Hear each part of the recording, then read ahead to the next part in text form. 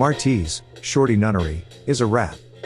The self-proclaimed 5-star universal elite, unknown vice lord, snitched on Labar bro man Spann, the notorious leader of an outlaw set of 4 corner hustlers. But Mario Young, another high-ranking member of the unknown vice lords, is an even bigger rat and a super snitch that wore a wire on both Marty's Shorty Nunnery and Bro Man. Bro Man was caught on tape talking about the murder of DMX's close friend and Latin King Chief Rudy Rangel Jr., aka Kato. Today, we'll examine court records to find out what he said, let him describe, in his own words, his arrest for killing Kato, and more, as the Cartoon News Network goes, deep cover.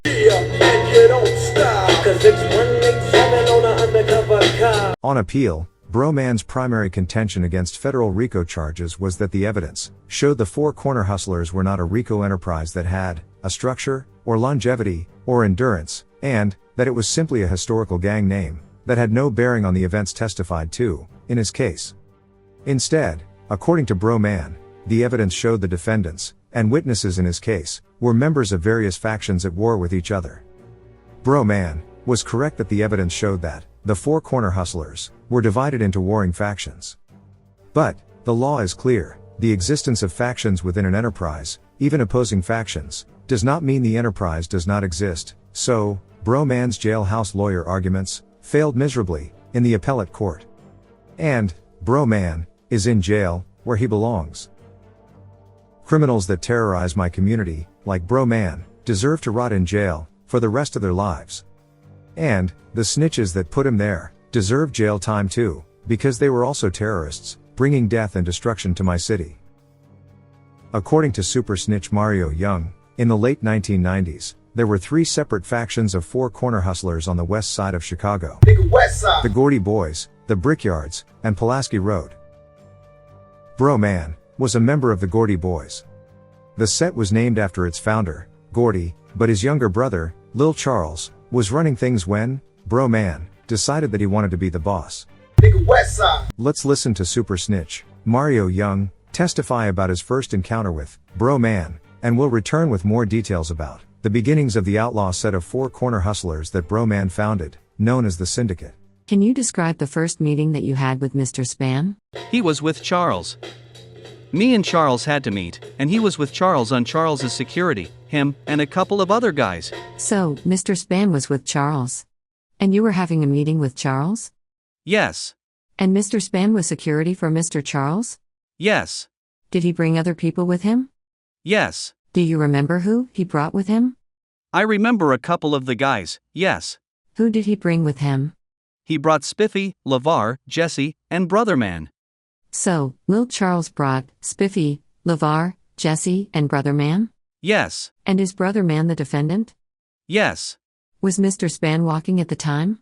Yes. And did you see any of these individuals? Spiffy, Mr. Spann, Lavar, or Jesse carrying a firearm? Yes. Who did you see with a firearm?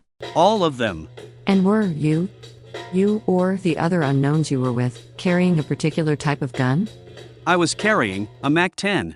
And was that MAC-10 of particular interest to anyone that day? Yes. To who? To Lavar and Lil Charles. Lavar and Lil Charles? Yes. And what, if anything, did you do with the MAC-10?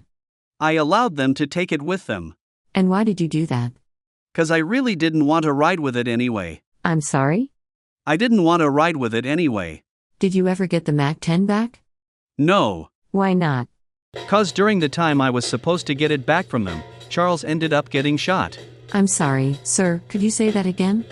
The day I was supposed to get it back, Lil Charles got shot. And who was supposed to bring the gun back to you? Brother Man. And did Mr. Spann bring the gun back to you? No. Did anyone ask if you wanted the gun back? No. And you never asked for it in return? No. And why didn't you ask for the gun back? Because they had some internal stuff going on with themselves, and I didn't want to be a part of that. And when you say they had some internal stuff going on with themselves, what did you mean? They came to the light that Charles's own little guys, was the ones who supposedly shot him up. And when you say, Charles, other little guys, do you mean other, Gordy, 4 corner hustlers? Yes. In 1997, super snitch Mario Young loaned his MAC-10 to four corner hustlers Lavar Smith and Lil Charles. They gave the gun to Bro Man for him to give back to the unknown vice lords. Instead of giving the gun back, Bro Man and his homies shot Lil Charles, sparking an internal war that would cost many lives. In 1999, four corner hustler Carlos Caldwell shot Bro Man when he tried to rob him, putting Bro Man in a wheelchair for the rest of his life. In January 2000, a member of Bro Man's outlaw set of four corner hustlers named Sammy Booker killed Carlos Caldwell to retaliate for him shooting Bro Man. In August 2000, Sammy Booker killed Lavar Smith. Remember, Lavar Smith borrowed the MAC-10 from super snitch Mario Young with Lil Charles. We'll talk more about the internal war fought between the four corner hustlers and the syndicate in future videos, but now, please put some pressure on that like button and subscribe to the Cartoon News Network as we steadily push towards 5,000 subscribers. We're about to let Bro Man explain what happened when he was charged with Kato's murder, while he was already under arrest on separate gun charges. In the clip, he repeatedly claims that he had never heard of Kato before charges were brought against him in November 2003. That's a lie. In July 2003, several months before he was charged, super snitch Mario Young caught Bro Man talking about his suspicions that the police knew he had ordered the hit on Kato. Go back to 2003 and tell us a little bit about how you found out that you was being charged with the murder of Rudy Kato Rangel. Actually, it was crazy because I ain't know. I had got arrested actually for a federal case. I had a warrant, and I had just come out of court from going to trial on a gun case that I had got acquitted from. When I came out, I got grabbed. So when I get to home in field mode, I'm in there for a bid case. So you know what I'm saying? I'm arrested by the federal government. So what's crazy, after my lawyer was present, and I don't work. They wanted me to cooperate. So once I'm cooperating and everything, my lawyer couldn't make it to court that day. So I had to sign a waiver so they could prolong because you got to go to a detention hearing when you're in federal. They got so many hours to take you to a detention hearing. So what happened was I signed a waiver to go the next day for my lawyer. So I was in the bullpen. So that night, they come and get me. So I'm like, man, that's great. I'm like, all right. So when they put me in the car, they taking me from Fillmore to Harrison the Kids. That's a police station out west. So I get in there, we cool with the bailiff. And I'm like, get on the phone because I got on the suit. So the bailiff like, man, I'm like, man, what I got? Because the police constable had a disorderly. So when I get on the phone, I'm like, man, they say I got a disorderly. He like, what? Sure, they say you got a bed case. So I'm like, hold on, Red, what I'm charged with? Like, hold on, let me check. So he like, murder, I murder. So make a long story short, that's when my next day I go to bond court. That's when it was me. They called my name and they called my Chief Notary and Marcus Webb. They like take confession statement from Mark, Chief Notary, take confession statement from Marcus Webb, but I'm snapping. No statement from Spann, so I'm going through it like, man, what the fuck is y'all? Because I ain't know them. Yeah. You feel me? I ain't never been around no Marcus. Well, I don't know him, period. Or I don't know my Chief. I seen him one time, but I don't know him. So we get our bond, we go to the county. So I'm on the deck now. I go to RTU. So I'm laying across the bump. As I'm laying across the bump, this day right here, the officers them come. So when they come to the door, they Spann, what's Spann at? What's Spann at? And I'm like, man, laying right here. And they like, all right, grab your stuff. Come on, like, man, what I'm grabbing my stuff for? What you on? You don't want us to say it. You don't want us to say it in front of everybody else. That make you think some snitch shit. Yeah. So I'm like, hell no. I'm like, man, what the fuck would you say? If I'm putting on me for a murder, what the fuck you talking about? Nigga, you saying like I'm a snitch? Hell no. What the fuck you talking about? What you talking about? They like, man, get your shit. Come on, you gotta go. So I'm like, I gotta go. So when I get out in the hallway, I'm snapping. Because they taking me out the building. Like, man, what the fuck going on?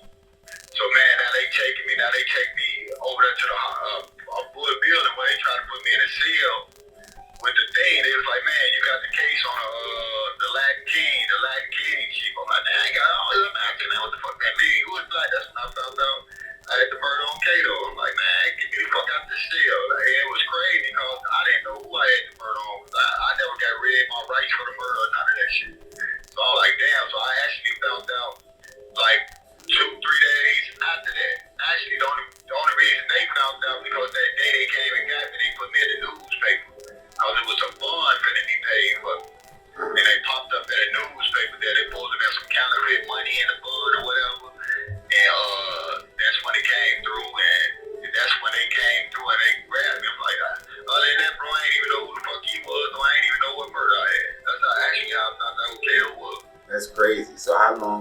keep you locked up fighting that case? Where was you first off? Man, I was in Division 8, RGU. I set it up from '03 to '08. See, I've been supposed to start a trial, but you know, you got 5 years to get the Fed case. So I really was trying to get the Feds to come get rid of their case before I go with the murder. So they came with a plea in '06, a joint plea by the Feds. And I'm like, man, actually, I got the transcript. I'm like, man, tell them to drop the Fed case and drop the state case and give me an apology for inconvenience. So, you know what I'm saying? I did my lawyer there. My lawyer gonna tell him exactly what I said. In '08, I got found not guilty, but I had jailhouse cases. Because I had got called jailhouse cases while I was in there. So I came home in '09. Oh, okay, yeah, and they kind of talk a little bit about that. So when you had to fight the case, did you have to go to trial, and did you have all of that? You got found not guilty? Trial. Yeah, I got found not guilty for it. I went to trial, I got found not guilty. Now, did the state call? Do a bench trial.